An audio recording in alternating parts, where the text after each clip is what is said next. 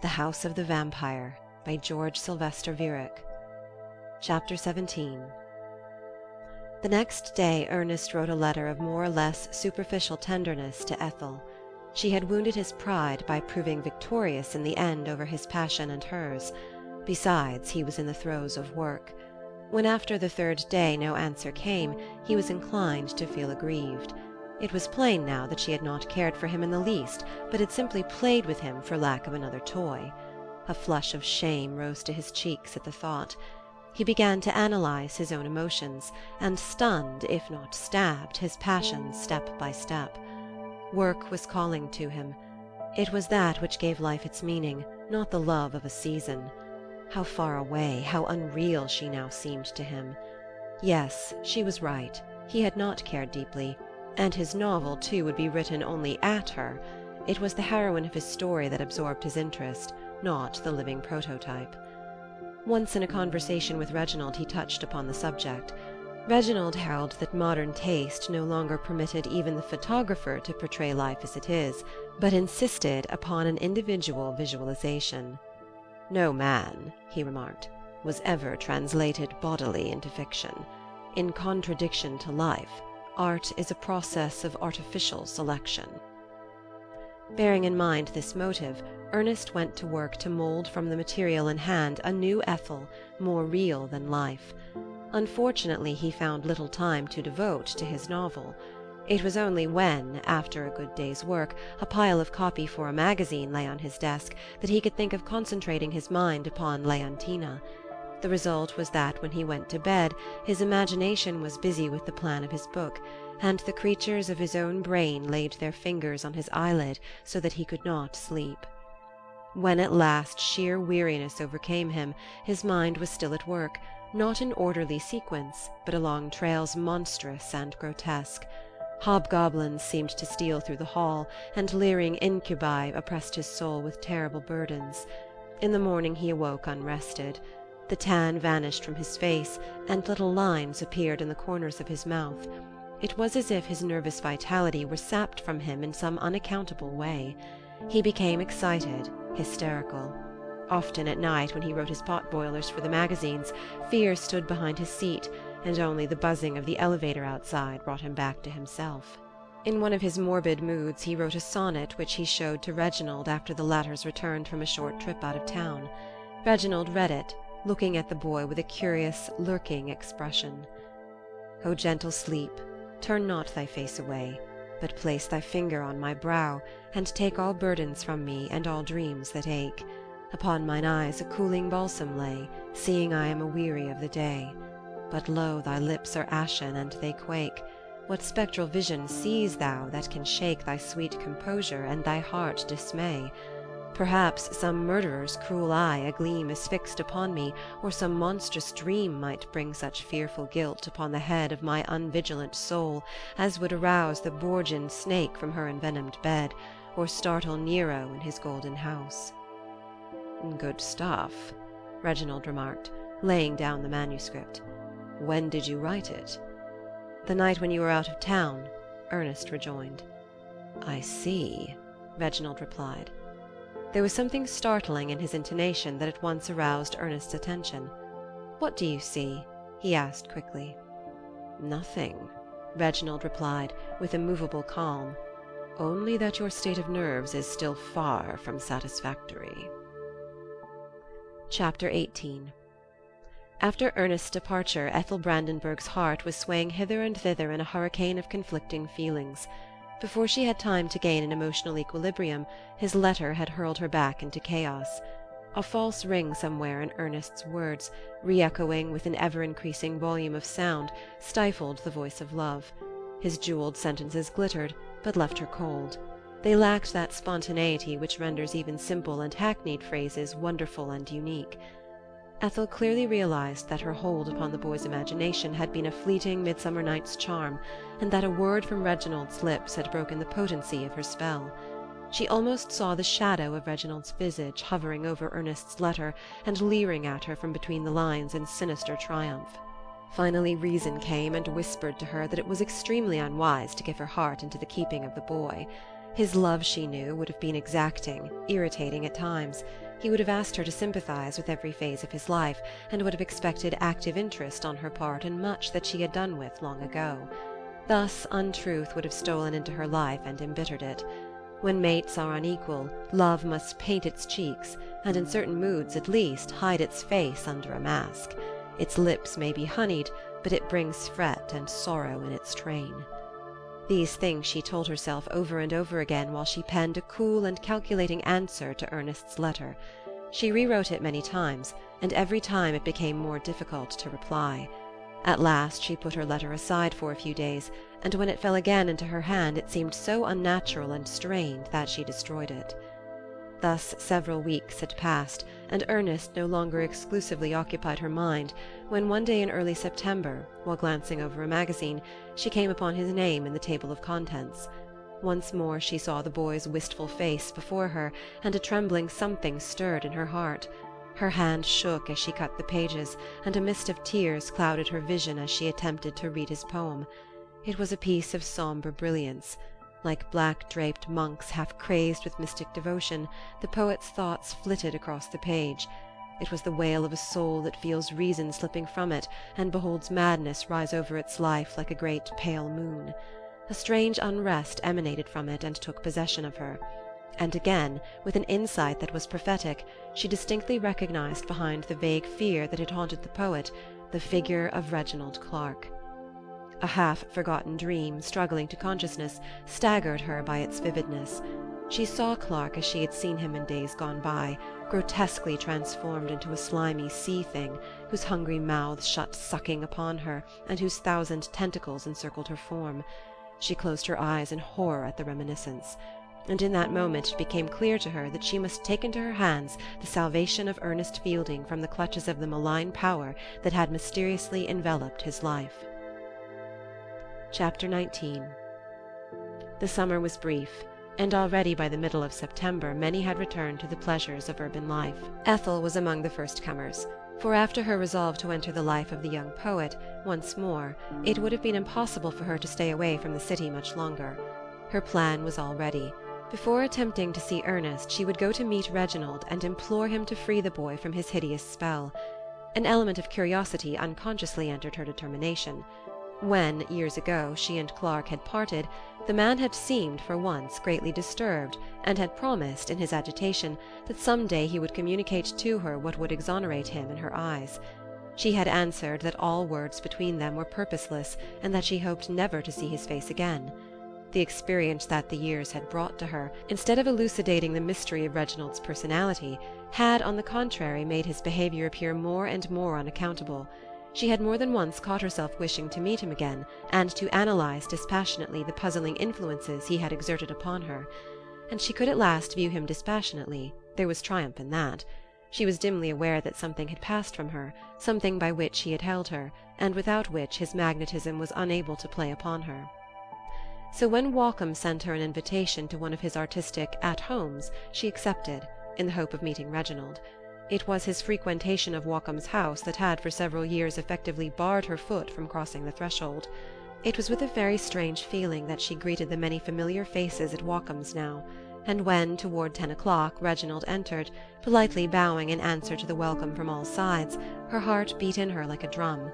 But she calmed herself, and catching his eye, so arranged it that early in the evening they met in an alcove of the drawing-room. "It was inevitable," Reginald said. "I expected it." "Yes," she replied, "we were bound to meet." Like a great rush of water, memory came back to her.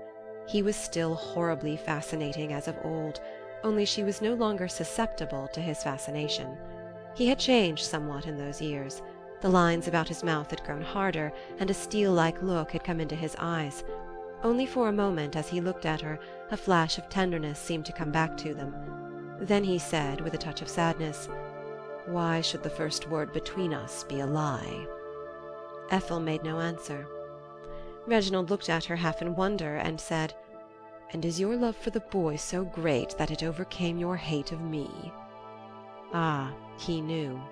She winced. "He has told you?" "Not a word." There was something superhuman in his power of penetration.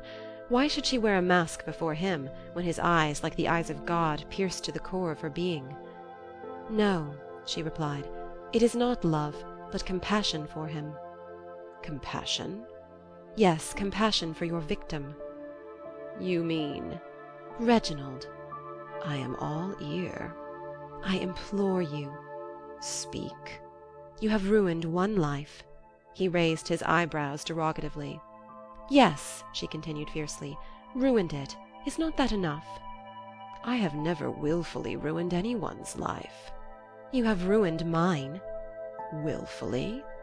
"How else shall I explain your conduct?" "I warned you." "Warning indeed! The warning that the snake gives to the sparrow helpless under its gaze." "Ah, but who tells you that the snake is to blame? Is it not rather the occult power that prescribes with blood on brazen scroll the law of our being?" "This is no solace to the sparrow. But whatever may be said, let us drop the past. Let us consider the present.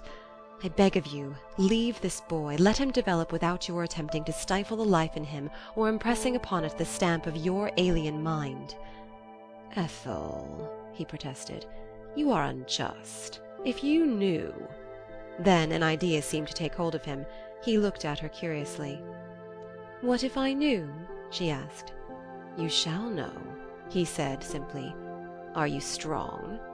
"Strong to withstand anything at your hand. There is nothing that you can give me, nothing that you can take away." "No," he remarked, "nothing. Yes, you have changed. Still, when I look upon you, the ghosts of the past seem to rise like live things." "We both have changed. We now meet upon equal grounds. You are no longer the idol I made of you." "Don't you think that to the idol this might be a relief, not a humiliation? It is a terrible torture to sit in state with lips eternally shut. Sometimes there comes over the most reticent of us a desire to break through the eternal loneliness that surrounds the soul. It is this feeling that prompts madmen to tear off their clothes and exhibit their nakedness in the marketplace.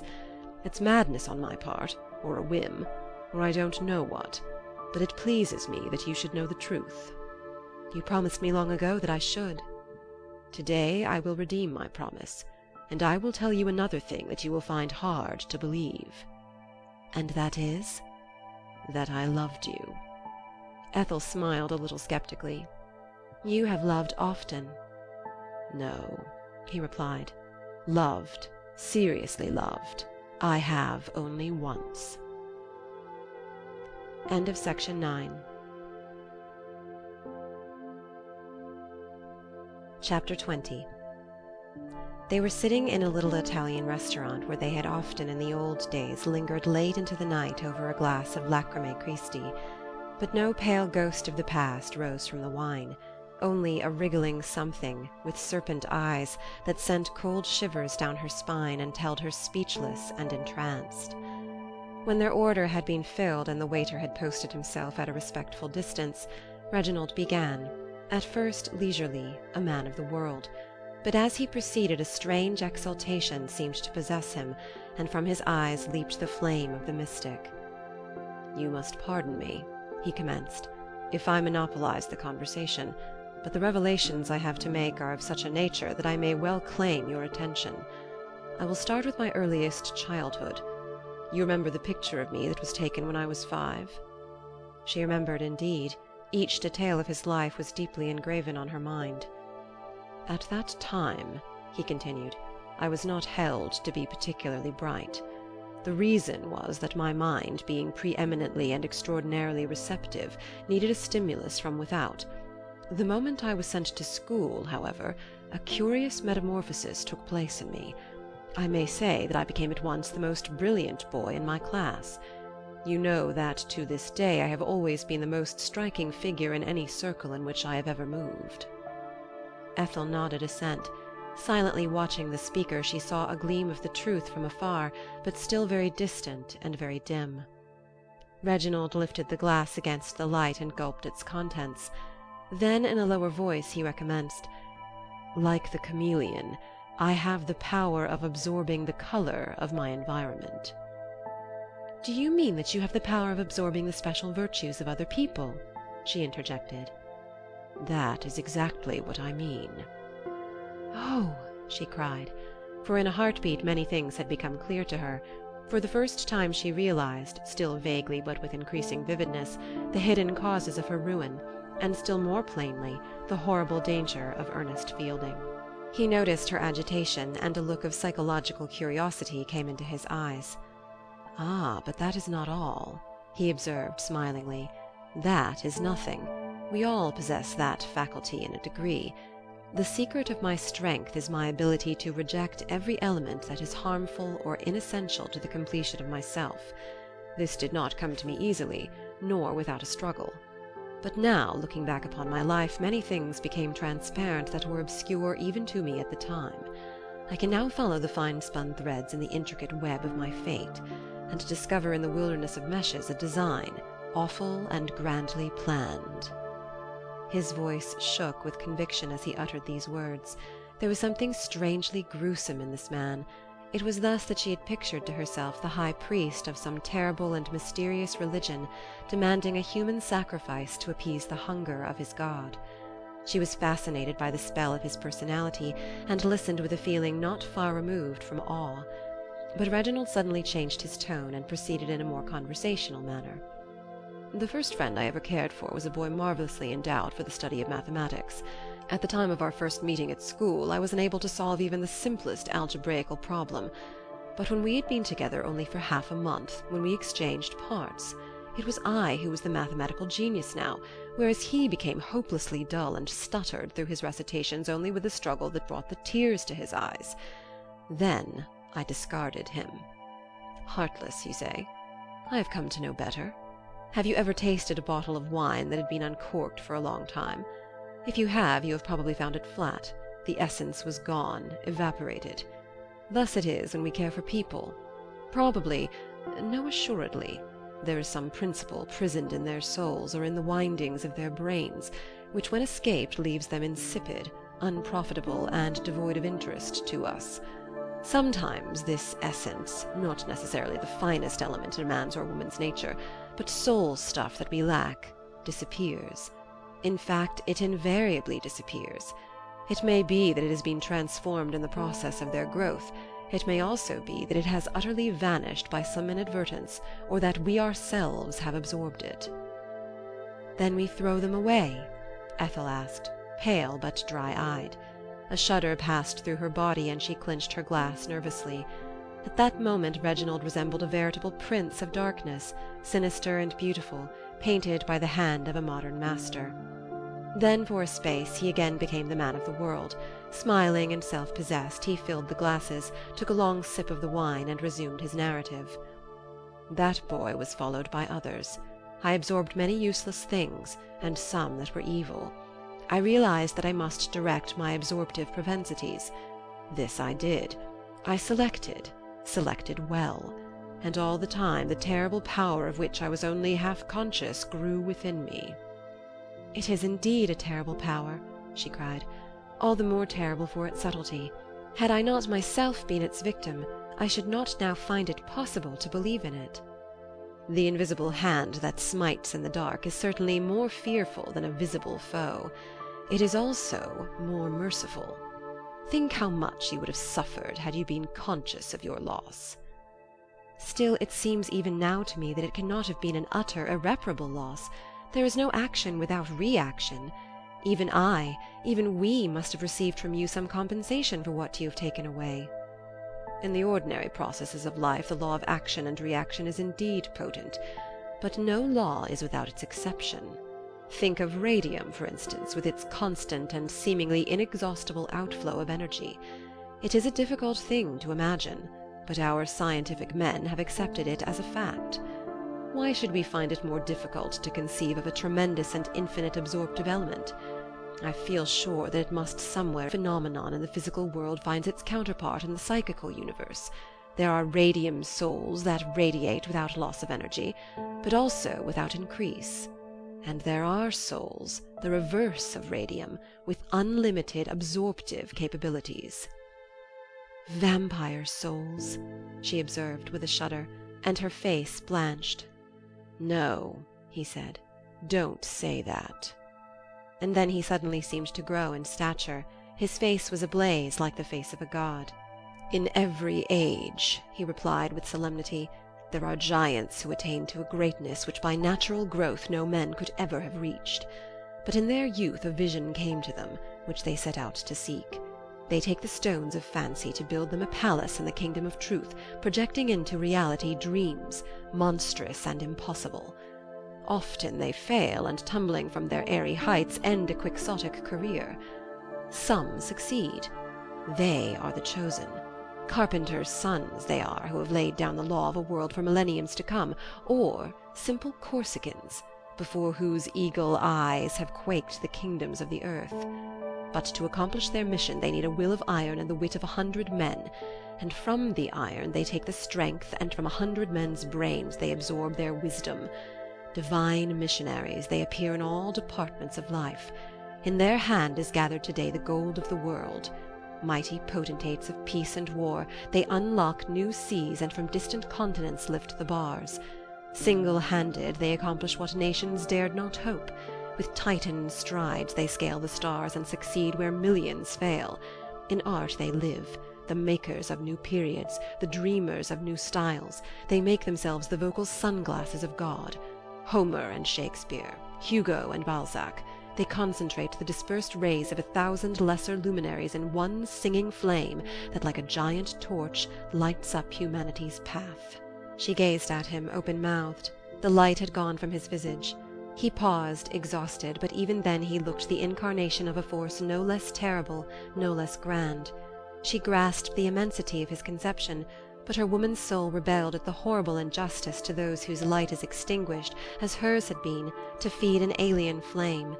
And then for a moment she saw the pale face of Ernest staring at her out of the wine.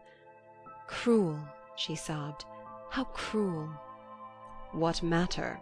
he asked. "Their strength is taken from them, but the spirit of humanity, as embodied in us, triumphantly marches on." End of section 10. Chapter 21. Reginald's revelations were followed by a long silence, interrupted only by the officiousness of the waiter. The spell once broken, they exchanged a number of more or less irrelevant observations. Ethel's mind returned again and again to the word he had not spoken. He had said nothing of the immediate bearing of his monstrous power upon her own life and that of Ernest Fielding. At last, somewhat timidly, she approached the subject. "You said you loved me," she remarked. "I did." "But why, then?" "I could not help it." "Did you ever make the slightest attempt?" "In the horrible night hours I struggled against it. I even implored you to leave me." "Ah, but I loved you." "You would not be warned. You would not listen. You stayed with me, and slowly, surely, the creative urge went out of your life." "But what on earth could you find in my poor art to attract you? What were my pictures to you?" "I needed them. I needed you. It was a certain something, a rich colour effect, perhaps.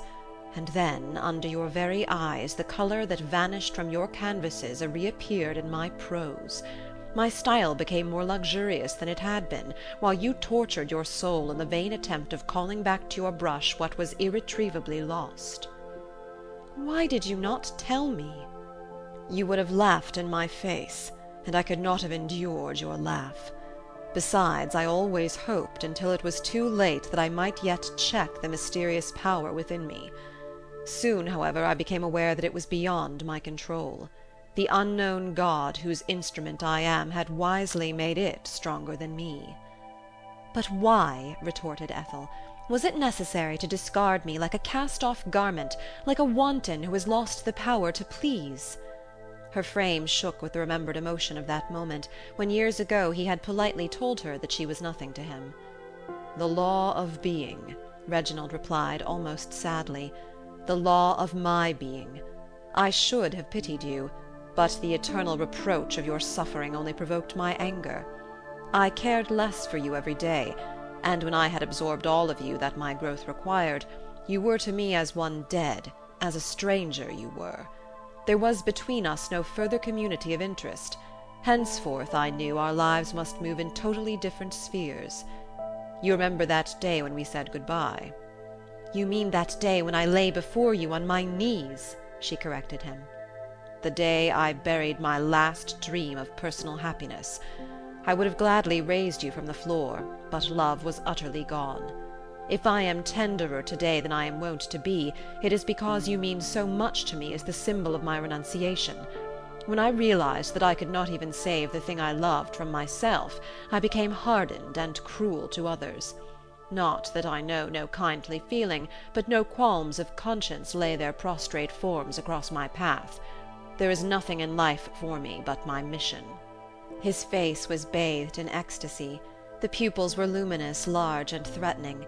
He had the look of a madman or a prophet. After a while Ethel remarked, "But you have grown into one of the master figures of the age.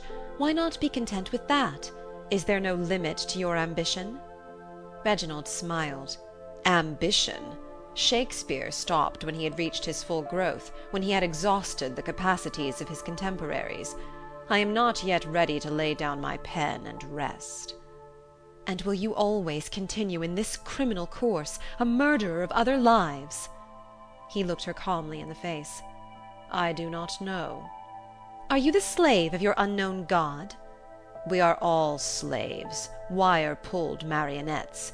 You, Ernest, I. There is no freedom on the face of the earth nor above. The tiger that tears a lamb is not free. I am not free. You are not free. All that happens must happen. No word that is said in vain. In vain is raised no hand."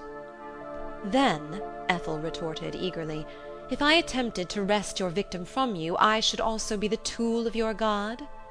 "Assuredly. But I am his chosen." Can you not set him free?" "I need him. A little longer. Then he is yours." "But can you not, if I beg you again on my knees, at least loosen his chains before he is utterly ruined?" "It is beyond my power. If I could not rescue you, whom I loved, what in heaven or on earth can save him from his fate? Besides, he will not be utterly ruined. It is only a part of him that I absorb. In his soul are chords that I have not touched. They may vibrate one day when he has gathered new strength. You, too, would have spared yourself much pain had you striven to attain success in different fields, not where I had garnered the harvest of a lifetime. It is only a portion of his talent that I take from him. The rest I cannot harm. Why should he bury that remainder?" His eyes strayed through the window to the firmament, as if to say that words could no more bend his indomitable will than alter the changeless course of the stars. Ethel had half forgotten the wrong she had herself suffered at his hands. He could not be measured by ordinary standards, this dazzling madman, whose diseased will-power had assumed such uncanny proportions. But here a young life was at stake. In her mind's eye she saw Reginald crush between his relentless hands the delicate soul of Ernest Fielding, as a magnificent carnivorous flower might close its glorious petals upon a fly. Love, all-conquering love, welled up in her. She would fight for Ernest as a tiger-cat fights for its young. She would place herself in the way of the awful force that had shattered her own aspirations, and save at any cost the brilliant boy who did not love her. Chapter 22. The last rays of the late afternoon sun fell slanting through Ernest's window. He was lying on his couch in a leaden, death-like slumber that, for the moment at least, was not even perturbed by the presence of Reginald Clark. The latter was standing at the boy's bedside, calm, unmoved as ever. The excitement of his conversation with Ethel had left no trace on the chiselled contour of his forehead. Smilingly fastening an orchid of an indefinable purple tint in his evening coat, radiant, buoyant with life, he looked down upon the sleeper. Then he passed his hand over Ernest's forehead, as if to wipe off beads of sweat.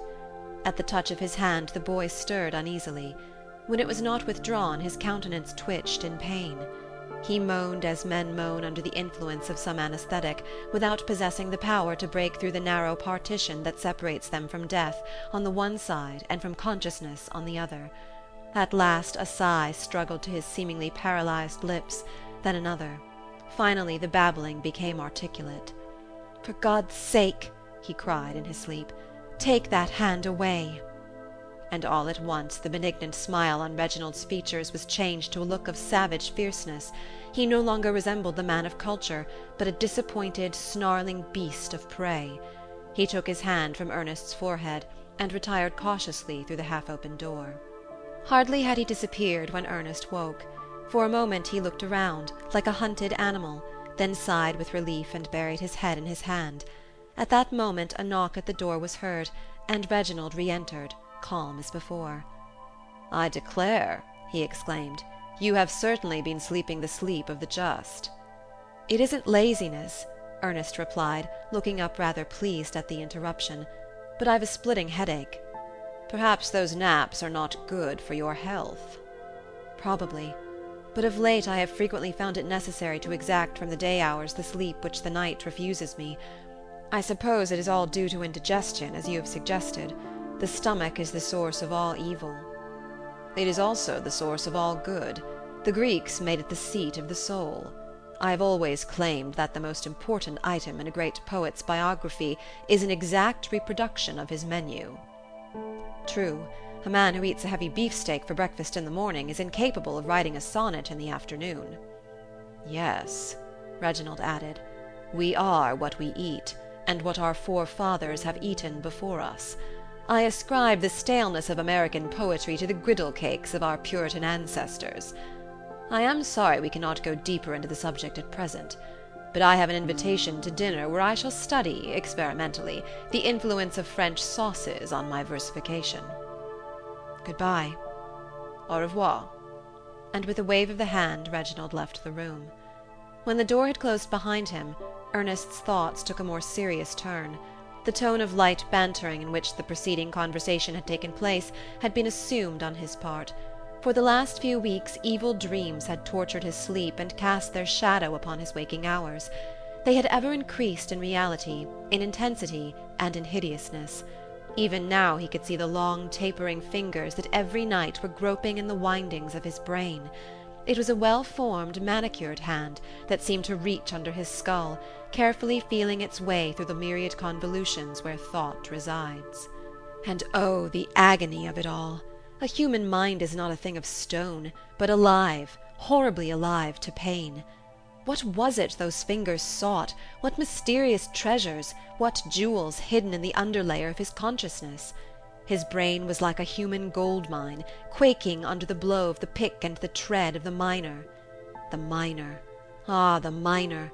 Ceaselessly, thoroughly, relentlessly, he opened vein after vein and wrested untold riches from the quivering ground.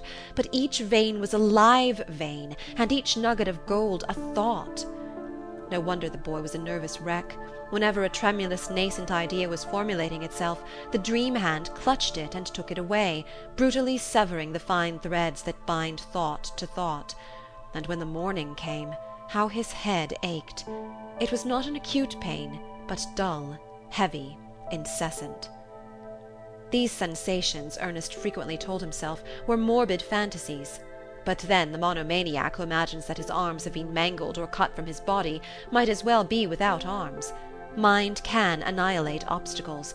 It can also create them. Psychology was no unfamiliar ground to Ernest, and it was not difficult for him to seek in some casual suggestion an explanation for his delusion, the fixed notion that haunted him day and night. But he also realized that to explain a phenomenon is not to explain it away. The man who analyzes his emotions cannot wholly escape them, and the shadow of fear, primal, inexplicable fear, may darken at moments of weakness the life of the subtlest psychologist and the cleverest thinker. He had never spoken to Reginald of his terrible nightmares.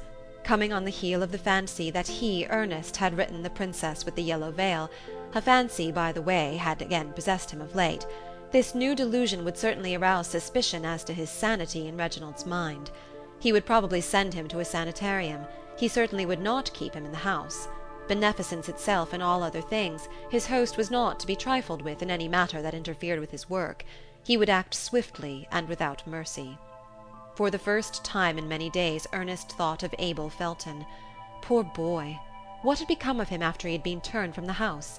He would not wait for anyone to tell him to pack his bundle. But then that was impossible. Reginald was fond of him. Suddenly Ernest's meditations were interrupted by a noise at the outer door. A key was turned in the lock. It must be he, but why so soon? What could have brought him back at this hour? He opened the door and went out into the hall to see what had happened. The figure that he beheld was certainly not the person he expected, but a woman, from whose shoulders a theatre cloak fell in graceful folds, probably a visitor for Reginald. Ernest was about to withdraw discreetly, when the electric light that was burning in the hallway fell upon her face and illumined it. Then, indeed, surprise overcame him. "Ethel," he cried, "is it you?" End of section 11. Chapter 23.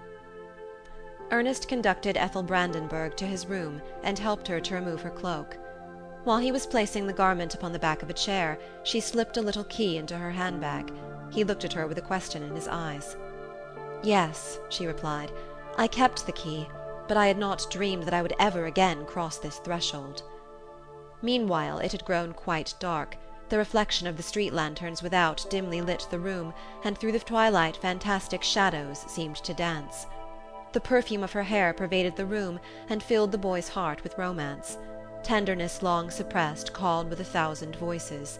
The hour, the strangeness and unexpectedness of her visit, perhaps even a boy's pardonable vanity, roused passion from its slumbers, and once again wrought in Ernest's soul the miracle of love.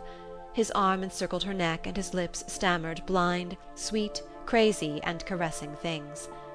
"Turn on the light," she pleaded. "You are not always so cruel." "No matter. I have not come to speak of love." "Why then have you come?" Ernest felt a little awkward, disappointed as he uttered these words. What could have induced her to come to his rooms? He loosened his hold on her and did as she asked. How pale she looked in the light! How beautiful! Surely she had sorrowed for him, but why had she not answered his letter? Yes, why? "Your letter?" She smiled a little sadly. "Surely you did not expect me to answer that." "Why not?" He had again approached her, and his lips were close to hers. "Why not? I have yearned for you. I love you." His breath intoxicated her. It was like a subtle perfume. Still she did not yield. "You love me now. You did not love me then.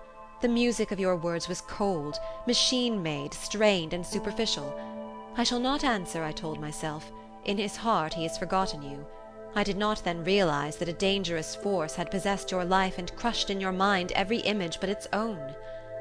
"I don't understand." "Do you think I would have come here if it were a mere light matter? No, I tell you it is a matter of life and death to you, at least as an artist." "What do you mean by that?" "Have you done a stroke of work since I last saw you?" "Yes. Let me see. Surely, magazine articles and a poem." "That is not what I want to know. Have you accomplished anything big? Have you grown since this summer? How about your novel?" I've almost finished it in my mind, but I have found no chance to begin with the actual writing. I was sick of late, very sick." No doubt of it. His face was pinched and pale, and the lines about the mouth were curiously contorted, like those of a man suffering from a painful internal disease. "Tell me," she ventured, "do you ever miss anything?" "Do you mean, are there thieves?" "Thieves? Against thieves one can protect oneself." He stared at her wildly, half frightened, in anticipation of some dreadful revelation. His dream! His dream! That hand! Could it be more than a dream? God! His lips quivered. Ethel observed his agitation, and continued more quietly, but with the same insistence. "Have you ever had ideas, plans that you began without having strength to complete them? Have you had glimpses of vocal visions that seemed to vanish no sooner than seen? Did it ever seem to you as if some mysterious and superior will brutally interfered with the workings of your brain?" Did it seem so to him? He himself could not have stated more plainly the experience of the last few months. Each word fell from her lips like the blow of a hammer. Shivering, he put his arm around her, seeking solace, not love. This time she did not repulse him, and trustingly, as a child confides to his mother, he depicted to her the suffering that harrowed his life and made it a hell. As she listened, indignation clouded her forehead, while rising tears of anger and of love weighed down her lashes. She could bear the pitiful sight no longer. "Child," she cried, "do you know who your tormentor is?" And like a flash the truth passed from her to him. A sudden intimation told him what her words had still concealed. "Don't! For Christ's sake, do not pronounce his name!" he sobbed. "Do not breathe it! I could not endure it! I should go mad!" Chapter 24. Very quietly, with difficulty restraining her own emotion so as not to excite him further, Ethel had related to Ernest the story of her remarkable interview with Reginald Clark. In the long silence that ensued, the wings of his soul brushed against hers for the first time, and love by 1,000 tender chains of common suffering welded their beings into one. Caressingly the ivory of her fingers passed through the gold of his hair and over his brow, as if to banish the demon eyes that stared at him across the hideous spaces of the past. In a rush 1,000 incidents came back to him, mute witnesses of a damning truth. His play, the dreams that tormented him, his own inability to concentrate his mind upon his novel, which hitherto he had ascribed to nervous disease, all piling fact on fact, became one monstrous monument of Reginald Clark's crime. At last Ernest understood the parting words of Abel Felton, and the look in Ethel's eye on the night when she had first linked his fate with the other man's. Walcome's experience, too, and Reginald's remarks on the busts of Shakespeare and Balzac, unmistakably pointed toward the new and horrible spectre that Ethel's revelation had raised in place of his host. And then, again, the other Reginald appeared, crowned with the lyric wreath. From his lips golden cadences fell, sweeter than the smell of many flowers or the sound of a silver bell. He was once more the divine master, whose godlike features bore no trace of malice, and who had raised him to a place very near his heart. "No," he cried, "it is impossible! It's all a dream, a horrible nightmare!" "But he has himself confessed it," she interjected. "Perhaps he has spoken in symbols. We all absorb to some extent other men's ideas, without robbing them and wrecking their thought life. Reginald may be unscrupulous in the use of his power of impressing upon others the stamp of his master mind. So was Shakespeare. No, no, no. You are mistaken. We were both deluded for the moment by his picturesque account of a common, not even a discreditable fact. He may himself have played with the idea, but surely he cannot have been serious." "And your own experience, and Abel Felton's and mine, can they too be dismissed with a shrug of the shoulder?" "But come to think of it, the whole theory seems absurd. It is unscientific. It is not even a case of mesmerism. If he had said that he hypnotized his victims, the matter would assume a totally different aspect. I admit that something is wrong somewhere, and that the home of Reginald Clark is no healthful abode for me. But you must also remember that probably we are both unstrung to the point of hysteria." But to Ethel his words carried no conviction. "You are still under his spell," she cried anxiously. A little shaken in his confidence, Ernest resumed, "Reginald is utterly incapable of such an action, even granting that he possessed the terrible power of which you speak. A man of his splendid resources, a literary Midas at whose touch every word turns into gold, is under no necessity to prey on the thoughts of others. Circumstances, I admit, are suspicious, but in the light of common day this fanciful theory shrivels into nothing. Any court of law would reject our evidence as madness. It is too utterly fantastic, utterly alien to any human experience." "Is it, though?" Ethel replied with peculiar intonation. "Why, what do you mean?" "Surely," she answered, "you must know that in the legends of every nation we read of men and women who were called vampires. They are beings, not always wholly evil, whom every night some mysterious impulse leads to steal into unguarded bedchambers, to suck the blood of the sleepers, and then, having waxed strong in the life of their victims, cautiously to retreat. Thence comes it that their lips are very red. It is even said that they can find no rest in the grave, but return to their former haunts long after they are believed to be dead. Those whom they visit, however, pine away for no apparent reason. The physicians shake their wise heads and speak of consumption. But sometimes, ancient chronicles assure us, the people's suspicions were aroused, and under the leadership of good priests they went in solemn procession to the graves of the person suspected, and on opening the tombs it was found that their coffins had rotted away, and the flowers in their hair were black, but their bodies were white and whole. Through no empty sockets crept the vermin, and their sucking lips were still moist with a little blood." Ernest was carried away in spite of himself by her account, which vividly resembled his own experience. Still he would not give in. All this is impressive. I admit it is very impressive. But you yourself speak of such stories as legends. They are unfounded upon any tangible fact, and you cannot expect a man schooled in modern sciences to admit, as having any possible bearing upon his life, the crude belief of the Middle Ages." "Why not?" she responded. "Our scientists have proved true the wildest theories of medieval scholars. The transmutation of metals seems today no longer an idle speculation, and radium has transformed into potential reality the dream of perpetual motion.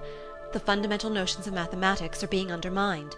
One school of philosophers claims that the number of angles in a triangle is equal to more than 2 right angles, another propounds that it is less. Even great scientists who have studied the soul of nature are turning to spiritualism. The world is overcoming the shallow skepticism of the 19th century. Life has become once more wonderful and very mysterious. But it also seems that, with the miracles of the old days, their terrors, their nightmares, and their monsters have come back in a modern guise." Ernest became even more thoughtful. "Yes," he observed, "there is something in what you say." Then, pacing the room nervously, he exclaimed, "And still I find it impossible to believe your explanation. Reginald a vampire! It seems so ludicrous. If you had told me that such creatures exist somewhere far away, I might have discussed the matter. But in this great city, in the shadow of the Flatiron Building, no." She replied with warmth, "Yet they exist, have always existed, not only in the Middle Ages, but at all times and in all regions. There is no nation but has some record of them in one form or another. And don't you think if we find a thought, no matter how absurd it may seem to us, that has ever occupied the minds of men, if we find, I say, such a perennially recurrent thought, are we not justified in assuming that it must have some basis in the actual experience of mankind?" Ernest's brow became very clouded, and infinite numbers of hidden premature wrinkles began to show. How wan he looked, and how frail! He was as one lost in a labyrinth in which he saw no light, convinced against his will, or rather against his scientific conviction, that she was not wholly mistaken. "Still," he observed triumphantly, "your vampires suck blood. But Reginald, if vampire he be, preys upon the soul. How can a man suck from another man's brain a thing as intangible, as quintessential as thought?" "Ah," she replied, "you forget. Thought is more real than blood." End of section 12.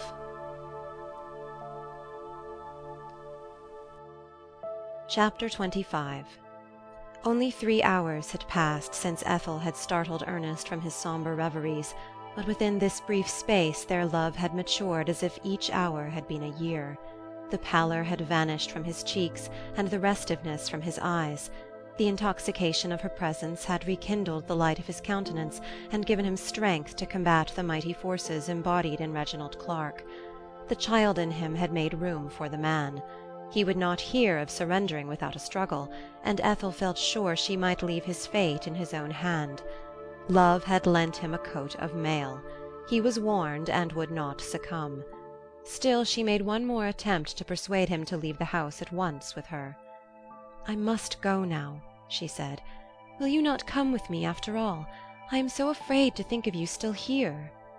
"No, dear," he replied, "I shall not desert my post. I must solve the riddle of this man's life, and if indeed he is the thing he seems to be, I shall attempt to wrest from him what he has stolen from me. I speak of my unwritten novel." "Do not attempt to oppose him openly. You cannot resist him." "Be assured that I shall be on my guard. I have in the last few hours lived through so much that makes life worth living that I would not wantonly expose myself to any danger. Still, I cannot go without certainty, cannot, if there is some truth in our fears, leave the best of me behind." "What are you planning to do?" "My play. I am sure now that it is mine. I cannot take from him. That is irretrievably lost. He has read it to his circle and prepared for its publication.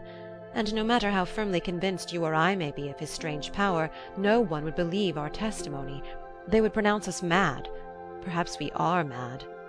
"No, we are not mad, but it is mad for you to stay here," she asserted. "I shall not stay here 1 minute longer than is absolutely essential. Within a week I shall have conclusive proof of his guilt or innocence." "How will you go about it?" "His writing table." "Ah." Yes, perhaps I can discover some note, some indication, some proof. It's a dangerous game. I have everything to gain. I wish I could stay here with you, she said. Have you no friend, no one whom you could trust in this delicate matter? Why, yes, Jack. A shadow passed over her face. Do you know, she said, I have a feeling that you care more for him than for me. Nonsense, he said. He is my friend. You immeasurably more. Are you still as intimate with him as when I first met you? Not quite. Of late a troubling something like a thin veil seems to have passed between us. But he will come when I call him. He will not fail me in my hour of need. When can he be here? In 2 or 3 days. Meanwhile, be very careful. Above all, lock your door at night. I will not only lock, but barricade it. I shall try with all my power to elucidate this mystery without, however, exposing myself to needless risks. I will go then. Kiss me good-bye. May I not take you to the car? You had better not. At the door she turned back once more. Write me every day, or call me up on the telephone. He straightened himself, as if to convince her of his strength. Yet when at last the door had closed behind her, his courage forsook him for a moment. And if he had not been ashamed to appear a weakling before the woman he loved, who knows if any power on earth could have kept him in that house where from every corner a secret seemed to lurk? There was a misgiving, too, in the woman's heart as she left the boy behind, a prey to the occult power that, seeking expression in multiple activities, has made and unmade emperors, prophets, and poets.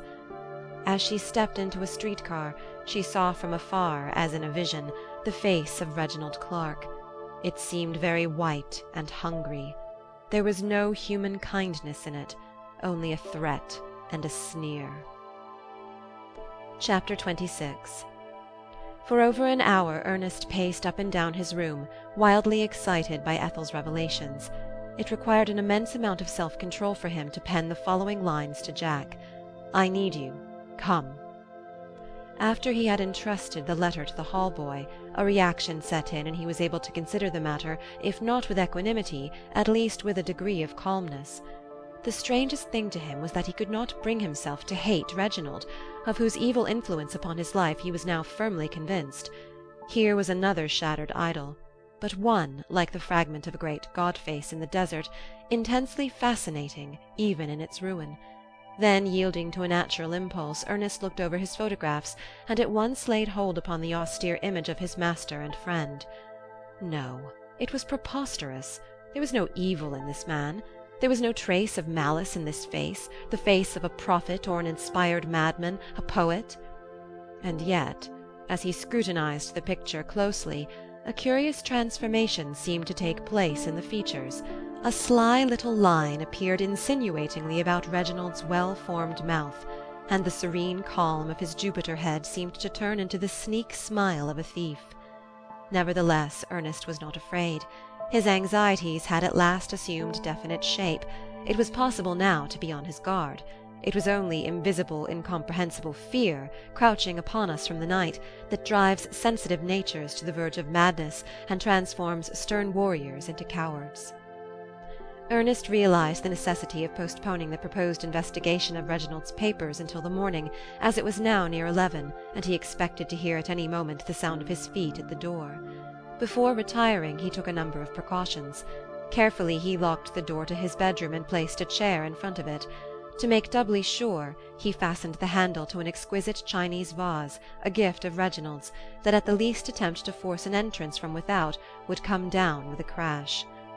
Then, although sleep seemed out of the question, he went to bed. He had hardly touched the pillow when a leaden weight seemed to fall upon his eyes. The day's commotion had been too much for his delicate frame. By force of habit he pulled the cover over his ear and fell asleep. All night he slept heavily, and the morning was far advanced when a knock at the door, that at first seemed to come across an immeasurable distance, brought him back to himself.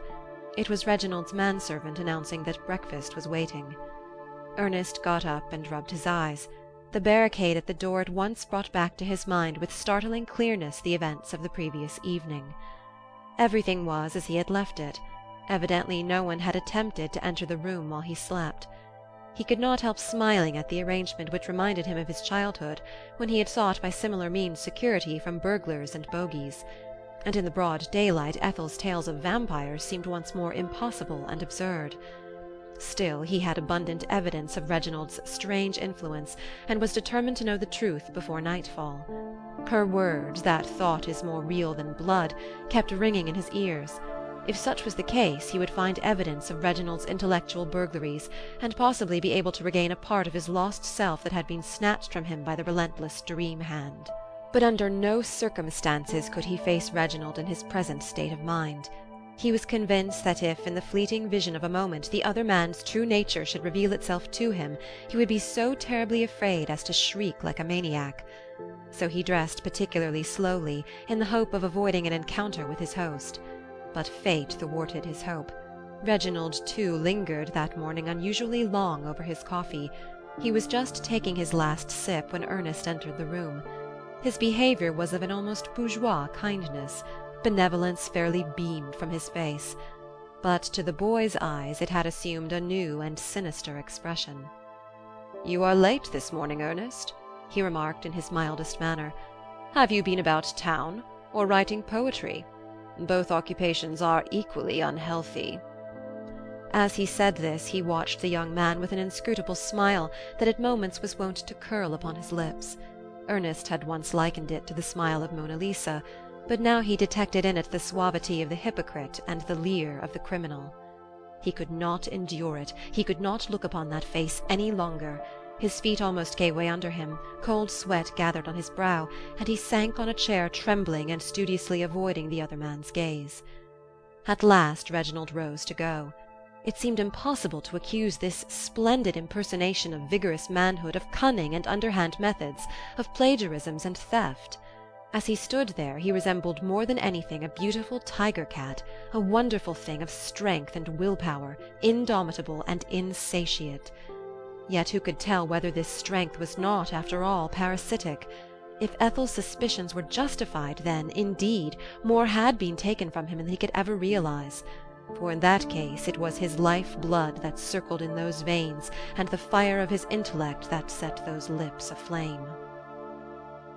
End of Section 13. Chapter 27. Reginald Clark had hardly left the room when Ernest hastily rose from his seat.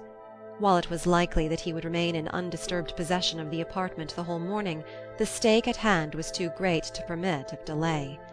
Palpitating and a little uncertain, he entered the studio where, scarcely a year ago, Reginald Clark had bidden him welcome. Nothing had changed there since then.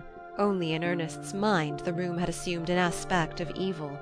The Antinous was there, and the faun and the Christ-head, but their juxtaposition today partook of the nature of the blasphemous.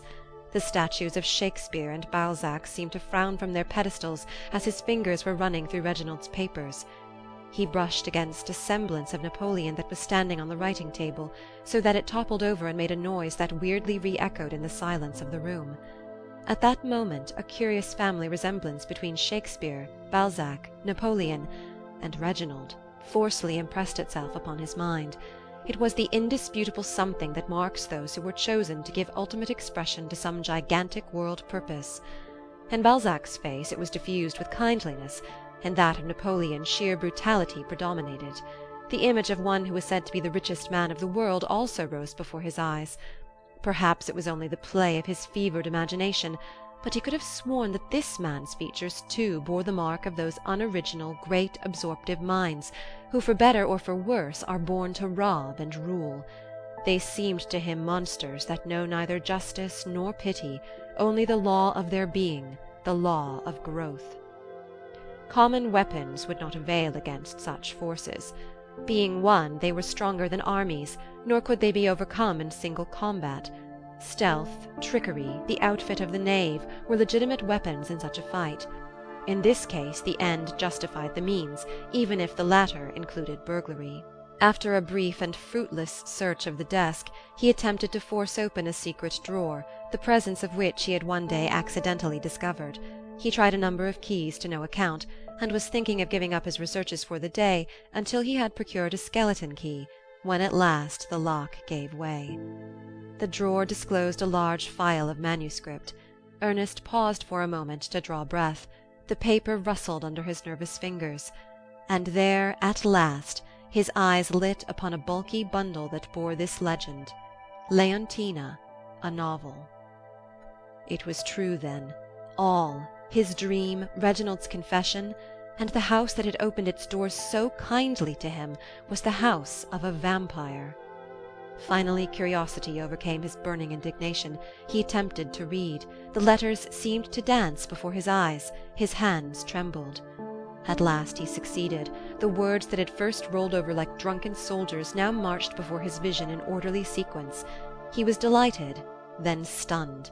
This was indeed authentic literature, there could be no doubt about it, and it was his. He was still a poet, a great poet. He drew a deep breath. Sudden joy trembled in his heart. This story set down by a foreign hand had grown chapter by chapter in his brain.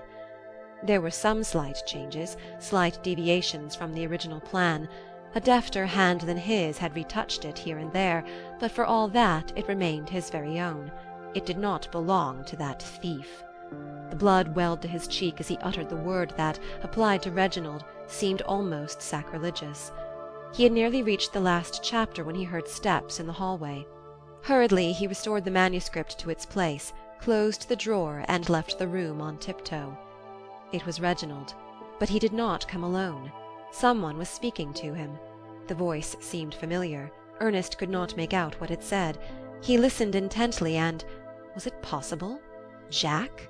Surely he could not yet have come in response to his note. What mysterious power, what dim presentiment of his friend's plight had led him thither? But why did he linger so long in Reginald's room instead of hastening to greet him? Cautiously he drew near. This time he caught Jack's words. "It would be convenient and pleasant. Still some way I feel that it is not right for me, of all men, to take his place here." "That need not concern you," Reginald deliberately replied. "The dear boy expressed the desire to leave me within a fortnight. I think he will go to some private sanitarium. His nerves are frightfully overstrained." "This seems hardly surprising after the terrible attack he had when you read your play." "That idea has since then developed into a monomania." "I am awfully sorry for him. I cared for him much, perhaps too much, but I always feared that he would come to such an end. Of late his letters have been strangely unbalanced." "You will find him very much changed. In fact, he is no longer the same." "No," said Jack, "he is no longer the friend I loved." Ernest clutched for the wall. His face was contorted with intense agony. Each word was like a nail driven into his flesh. Crucified upon the cross of his own affection by the hand he loved, all white and trembling he stood there. Tears rushed to his eyes, but he could not weep. Dry-eyed he reached his room and threw himself upon his bed. Thus he lay, uncomforted and alone. Chapter 28. Terrible as was his loneliness, a meeting with Jack would have been more terrible, and after all it was true, a gulf had opened between them. Ethel alone could bring solace to his soul. There was a great void in his heart which only she could fill. He hungered for the touch of her hand. He longed for her presence strongly, as a wanton lusts for pleasure, and as sad men crave death. Noiselessly he stole to the door so as not to arouse the attention of the other two men, whose every whisper pierced his heart like a dagger. When he came to Ethel's home he found that she had gone out for a breath of air. The servant ushered him into the parlor, and there he waited for her. Greatly calmed by his walk, he turned the details of Clark's conversation over in his mind, and the conviction grew upon him that the friend of his boyhood was not to blame for his course of action. Reginald probably had encircled Jack's soul with his demoniacal influence and singled him out for another victim. That must never be. It was his turn to save now. He would warn his friend of the danger that threatened him, even if his words should be spoken into the wind. For Reginald, with an ingenuity almost satanic, had already suggested that the delusion of former days had developed into a monomania, and any attempt on his part to warn Jack would only seem to confirm this theory. In that case, only one way was left open. He must plead with Reginald himself, confront at all risks that snatcher of souls. Tonight he would not fall asleep, he would keep his vigil. and if Reginald should approach his room, if in some way he felt the direful presence, he must speak out, threaten if need be, to save his friend from ruin. He had fully determined upon this course when a cry of joy from Ethel, who had just returned from her walk, interrupted his reverie. But her gladness changed to anxiety when she saw how pale he was. Ernest recounted to her the happenings of the day, from the discovery of his novel in Reginald's desk to the conversation which he had accidentally overheard. He noticed that her features brightened as he drew near the end of his tale. "Was your novel finished?" she suddenly asked. "I think so." "Then you are out of danger. He will want nothing else of you. But you should have taken it with you." "I had only sufficient presence of mind to slip it back into the drawer. Tomorrow I shall simply demand it." "You will do nothing of the kind. It is in his handwriting, and you have no legal proof that it is yours. You must take it away secretly, and he will not dare to reclaim it." "And Jack?" She had quite forgotten Jack. Women are invariably selfish for those they love. "You must warn him," she replied. "He would laugh at me. However, I must speak to Reginald." "It is of no avail to speak to him. At least you must not do so before you have obtained the manuscript. It would unnecessarily jeopardize our plans." "And after?" "After, perhaps, but you must not expose yourself to any danger." "No, dear," he said, and kissed her. "What danger is there, provided I keep my wits about me? He steals upon men only in their sleep and in the dark." "Be careful, nevertheless." "I shall. In fact, I think he is not at home at this moment. If I go now I may be able to get hold of the manuscript and hide it before he returns." "I cannot but tremble to think of you in that house." "You shall have no more reason to tremble in a day or two." "Shall I see you tomorrow?" "I don't think so. I must go over my papers and things, so as to be ready at any moment to leave the house." "And then?" "Then?" He took her in his arms and looked long and deeply into her eyes. "Yes," she replied. "At least, perhaps." Then he turned to go, resolute and happy. How strangely he had matured since the summer! Her heart swelled with the consciousness that it was her love that had effected this transformation. "As I cannot expect you tomorrow, I shall probably go to the opera, but I shall be home before midnight. Will you call me up then? A word from you will put me at ease for the night, even if it comes over the telephone." "I will call you up. We moderns have an advantage over the ancients in this respect. The 20th century Pyramus can speak to Thisbe, even if innumerable walls sever his body from hers." "A quaint conceit.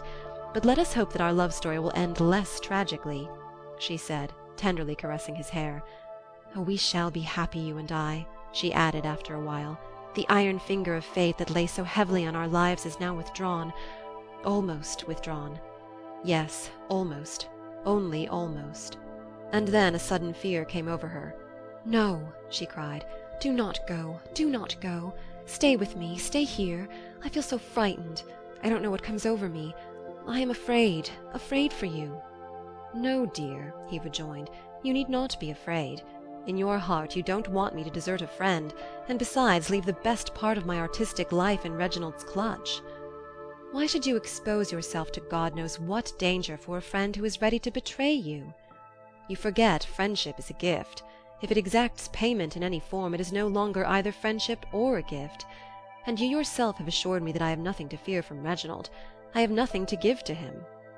She rallied under his words, and had regained her self-possession when the door closed behind him. He walked a few blocks very briskly. Then his pace slackened. Her words had unsettled him a little, and when he reached home he did not at once resume his exploration of Reginald's papers. He had hardly lit a cigarette when, at an unusually early hour, he heard Reginald's key in the lock. Quickly he turned the light out, and in the semi-darkness, lit up by an electric lantern below, barricaded the door as on the previous night. Then he went to bed without finding sleep. Supreme silence reigned over the house. Even the elevator had ceased to run. Ernest's brain was all ear. He heard Reginald walking up and down in the studio. Not the smallest movement escaped his attention. Thus hours passed. When the clock struck 12, he was still walking up and down and up and down. 1 o'clock. Still the measured beat of his footfall had not ceased. There was something hypnotic in the regular tread. Nature at last exacted its toll from the boy. He fell asleep. Hardly had he closed his eyes when again that horrible nightmare, no longer a nightmare, tormented him. Again he felt the pointed, delicate fingers carefully feeling their way along the innumerable tangled threads of nerve matter that lead to the innermost recesses of self. A subconscious something strove to arouse him, and he felt the fingers softly withdrawn. He could have sworn that he heard the scurrying of feet in the room. Bathed in perspiration, he made a leap for the electric light. But there was no sign of any human presence. The barricade at the door was undisturbed, but fear like a great wind filled the wings of his soul. Yet there was nothing to warrant his conviction that Reginald Clark had been with him only a few moments ago, plying his horrible trade. The large mirror above the fireplace only showed him his own face, white, excited, the face of a madman. End of section 14.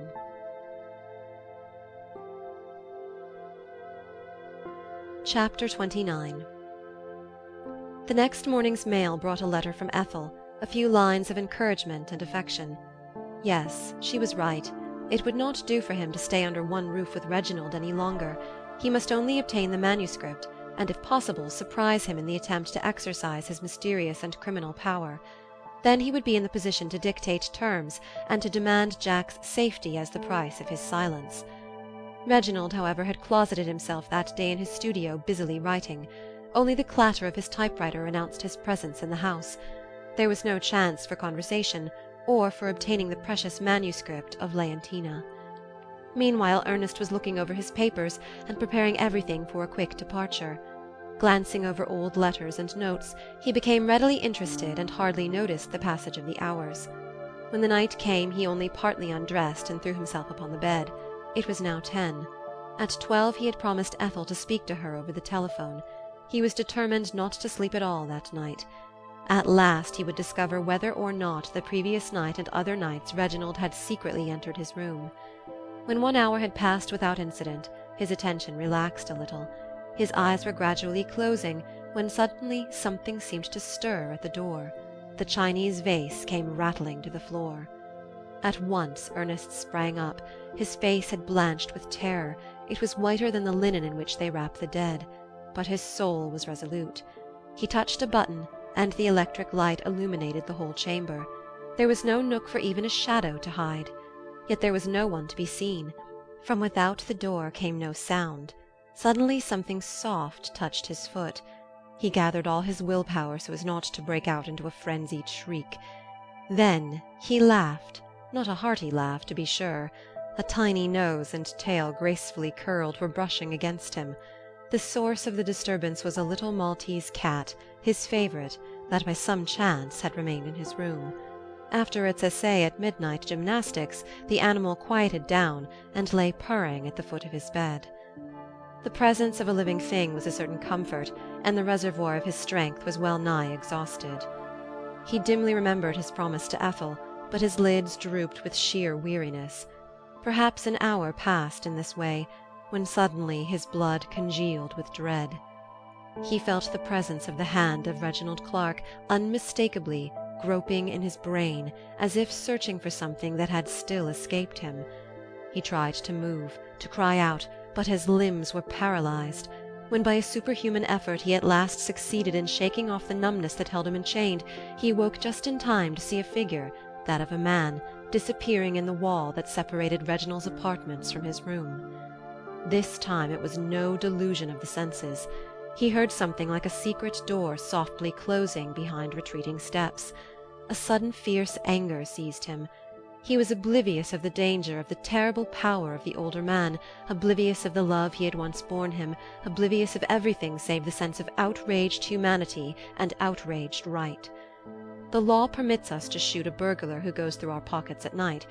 Must he tolerate the ravages of this 1,000 times more dastardly and dangerous spiritual thief? Was Reginald to enjoy the fruit of other men's labor unpunished? Was he to continue growing into the mightiest literary factor of the century by preying upon his betters?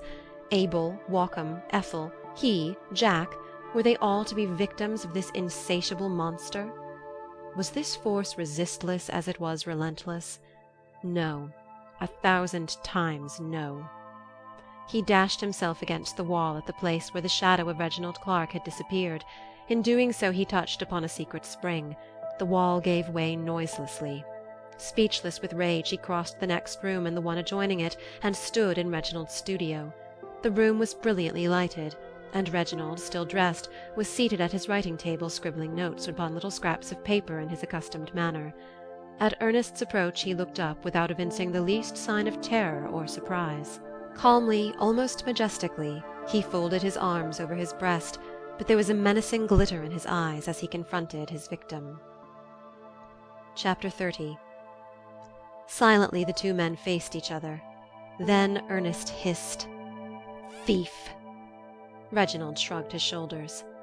"Vampire! So Ethel has infected you with her absurd fancies. Poor boy! I am afraid I have been wanting to tell you for some time, but I think we have reached the parting of our road." "And that you dare to tell me?" The more he raged, the calmer Reginald seemed to become. "Really," he said, "I fail to understand. I must ask you to leave my room." "You fail to understand? You cad!" Ernest cried. He stepped to the writing-table and opened the secret drawer with a blow. A bundle of manuscripts fell on the floor with a strange rustling noise. Then, seizing his own story, he hurled it upon the table. And behold, the last pages bore corrections in ink that could have been made only a few minutes ago. Reginald smiled. "Have you come to play havoc with my manuscripts?" he remarked. "Your manuscripts? Reginald Clark, you are an impudent impostor. You have written no word that is your own. You are an embezzler of the mind, strutting through life in borrowed and stolen plumes." And at once the mask fell from Reginald's face. "Why stolen?" he coolly said, with a slight touch of irritation. "I absorb, I appropriate. That is the most any artist can say for himself. God creates, man molds. He gives us the colors, we mix them."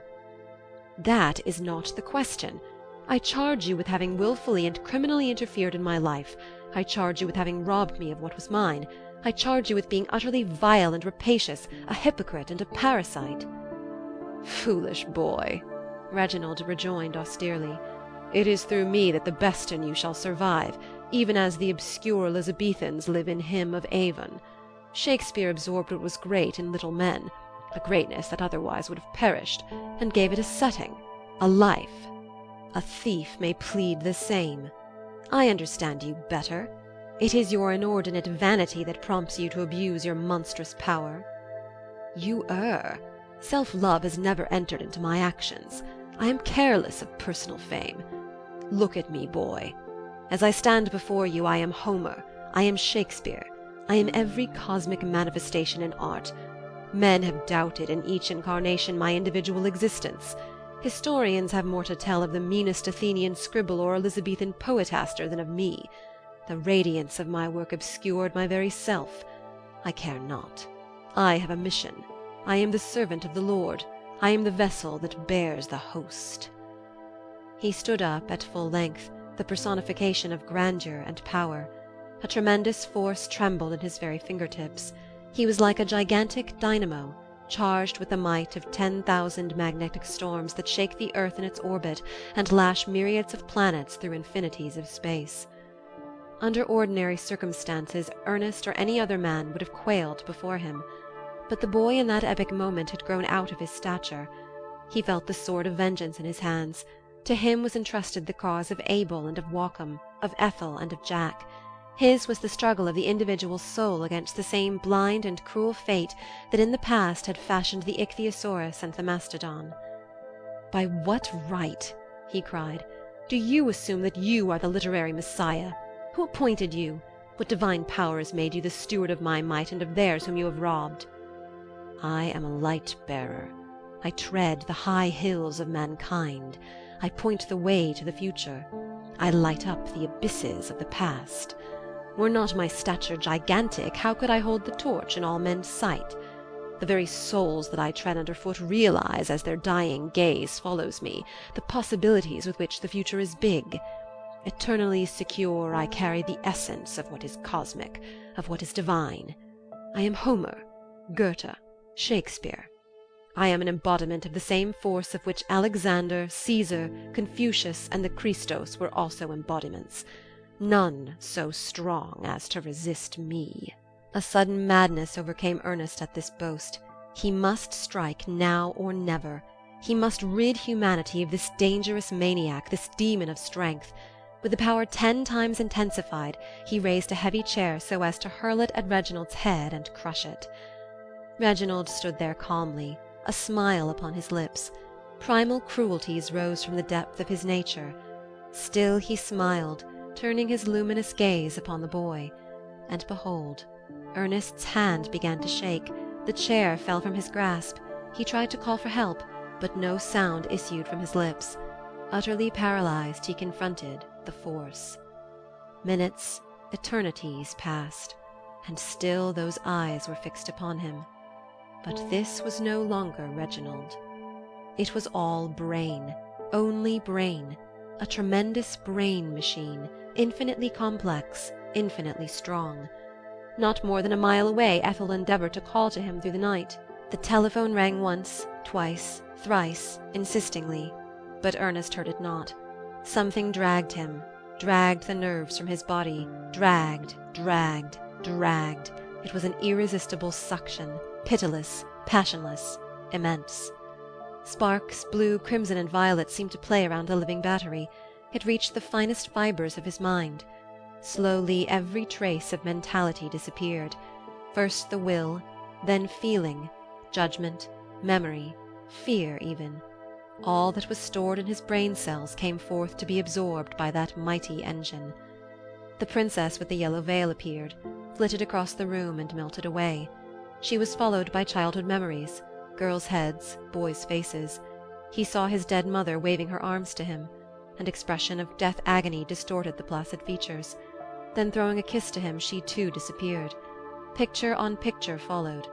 Words of love that he had spoken, sins, virtues, magnanimities, meannesses, terrors, mathematical formulas even, and snatches of songs. Leontina came and was swallowed up. No, it was Ethel who was trying to speak to him, trying to warn. She waved her hands in frantic despair. She was gone.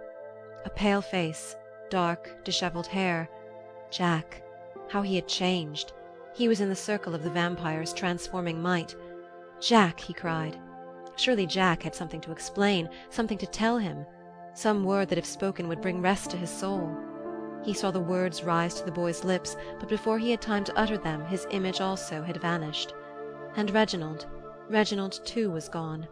There was only the mighty brain, panting, whirling. Then there was nothing. The annihilation of Ernest Fielding was complete. Vacantly he stared at the walls, at the room, and at his master. The latter was wiping the sweat from his forehead. He breathed deeply. The flush of youth spread over his features. His eyes sparkled with a new and dangerous brilliancy. He took the thing that had once been Ernest Fielding by the hand and led it to its room. Chapter 31. With the first flush of the morning, Ethel appeared at the door of the house on Riverside Drive. She had not heard from Ernest, and had been unable to obtain connection with him at the telephone. Anxiety had hastened her steps. She brushed against Jack, who was also directing his steps to the abode of Reginald Clark. At the same time, something that resembled Ernest Fielding passed from the house of the vampire. It was a dull and brutish thing, hideously transformed, without a vestige of mind. "Mr. Fielding!" cried Ethel, beside herself with fear as she saw him descending. "Ernest!" Jack gasped, no less startled at the change in his friend's appearance. Ernest's head followed the source of the sound, but no spark of recognition illumined the deadness of his eyes. Without a present and without a past, blindly, a gibbering idiot, he stumbled down the stairs. End of Section 15. End of The House of the Vampire, by George Sylvester Viereck.